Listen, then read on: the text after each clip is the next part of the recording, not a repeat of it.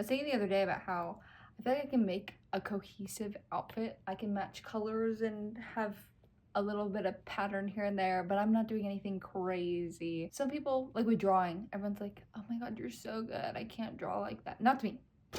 I can't draw. But I feel like things like that, it's a learned skill. It's almost like being like, wow, you're so talented. I wish I was born like that is almost like an insult because it's like, no, I spent 10 years learning how to draw and paint and do all these different skills. And I kind of feel like fashion is like that to a certain extent. Some people have to do research, you look into different cultures and you look into what people are wearing in just different parts of even America. There's inspiration you can pull from anywhere. I never thought as a kid who didn't really like the country life that I would ever want to wear country girl boots, cowgirl boots, but they came into style and I kind of found myself wanting some. I feel like I was kind of too close-minded to even like look at that as like something I would wear because of the stereotype around that. I feel like people who are fashionable, they don't care about things like that. They're just like, you know what? I like this. I'm gonna try it out. But when I was having my initial thought, I was thinking, I was like, I mean, I can make a pretty good outfit from time to time. But I was thinking and I was like, yeah, but sometimes I see people who like if I think I'm not fashionable, they make me look fashionable because how did you put that outfit together, girl? And then I wasn't even thinking of like a specific person or instance or anything, but then I was like, why am I being mean? This imaginary made up person that you're thinking of does not deserve that. And also, what if they like their outfit and it's just not something you would wear? Like, stop hating on people's personal style. Or maybe they don't care. Like, the people who ask questions in, like, New York and whatever on the side of the road, and they're like, what's one fashion style you would be so happy to see go out of style? What's one thing you could never wear that's in fashion? And people could say anything. They're like, I hate when people wear these shoes. I hate Adidas Sambas. I hate blah, blah, blah. They're so basic. They're so ugly. But I'm sitting here and I'm like, I own all those things. It's still the same kind of thing where, because there's always someone in the video who's like, I don't like hating on someone's personal style. I think everyone should wear exactly what they want to wear and it doesn't matter because it's not bothering anyone.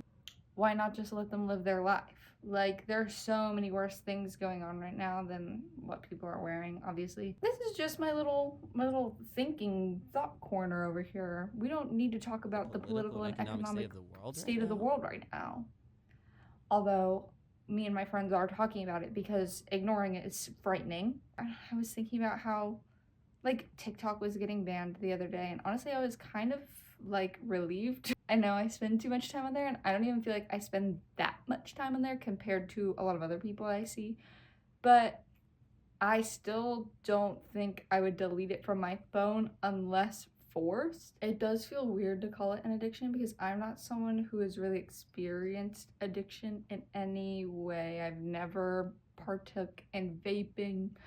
I don't drink that much and I never really have. It's just who I am. Like, you might think that sounds boring, but like I can do it casually and then I can go for months and be like, oh, I didn't even think about it. When they first came out saying they were gonna ban it, I was like, okay, good. And I know people were like, I can't wait for TikTok to be banned. I can finally go back to going outside and exercising and reading books. But I do all of that. I read books, like I read a book a week. So I was like, I don't know, I don't feel like I'm letting TikTok take over my life in a way where I'm not doing the things that I want to be doing because of it.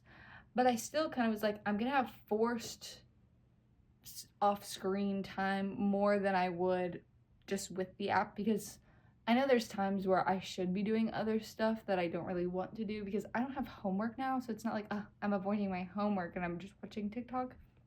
I feel like it's kind of different. It's things that I don't have to do. Like, there's nothing to turn in. There's nothing with a due date.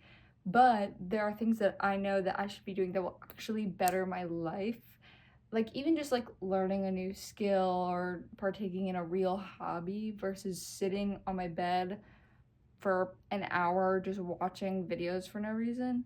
Like, even just me doing this, I feel like is better than me sitting there watching it because I'm creating something. Even if it's me talking about how the internet has made people meaner, so I'm still sharing my thoughts with people and they're sharing their thoughts back with me. Maybe you're watching this and you're like, I don't agree with this at all. Sure, that's fine. When we were kids, we were growing up, We got all these different things about cyberbullying. There were seminars in classes in elementary school, and they were like talking about how when you are behind a screen, you feel like you're protected. So you can say whatever you want. If someone, you can be mean to someone and they could never know who you are potentially, especially when we were kids and there wasn't an ounce of internet safety. But nowadays on the internet, people are ruthless. Cyberbullying is out the door. This is a new level. I don't understand how men can hate on women's looks online when they don't even show what they look like. Like, girl, you're hiding behind a wall because what are you scared of? Put yourself as your profile picture. Let's see how beautiful you are. Because if you're hating on this girl for fucking making avocado toast in the morning and you're like, damn girl, you're so ugly, you act like you think you're so cute, you're mid. But also, why is my first instinct to bully them back? I should block and move on. I'm a fighter. No, I'm not. I'm a people pleaser, and I'm trying to get better at that, okay? Because being a people pleaser is no fun, and I've learned speaking up for yourself is good. I've been dabbling in not people pleasing recently. It's not going to be the end of the world to tell people no. Even if they want something and you can give it to them, you don't have to say yes. Because once you realize it's not the end of the world, you're like, oh, what have I been doing my whole life? I've been living my life for other people. They're putting themselves first. There's nothing wrong with it. They're asking me for a favor. I don't have to do the favor. I know, crazy stuff. Recently, I have been like, ooh, if I'm not happy here, I'm not sticking around. Crazy. I've never done that before. There have been so many times in my life where I've given people excuses and second chances and seventh chances, and I let them stick around in my life and I let them think they can do whatever they want. Because even if I'm like, hey, I didn't like this, because I will at least communicate, but hey, I didn't like this, that you did this. To an extent, if you forgive them and you give them another chance 5 times, subconsciously, even if they're not doing it consciously, subconsciously, they're gonna know they can continue treating you like that because you aren't going to leave. I think if you cared about me enough, you would just not do it. You don't even need to say all that. They should use their critical thinking skills because you've given them the information. Get out of there. I don't know how we got from TikTok making people mean to don't be a people pleaser, because those kind of feel like opposites. Because I'm saying don't be mean, but don't be too nice. You just gotta find a happy medium, you know? Like, sure, it's one thing to compare yourself to like an Instagram model or whatever and be like, oh, I wanna look like her. I'm not as pretty as she is. Girl, it's fake. And some people are just like Gorgina, but we can't all be Gorgina or we wouldn't be Gorgina. Does that make sense? Like, you gotta have bad days to appreciate the good ones. You gotta have baddies, and you gotta have average Joes to appreciate the baddies. Of course you get it. I know you get it. Shout out to me and Tertulia for not sponsoring me, but giving me a little bonus because I love them so much.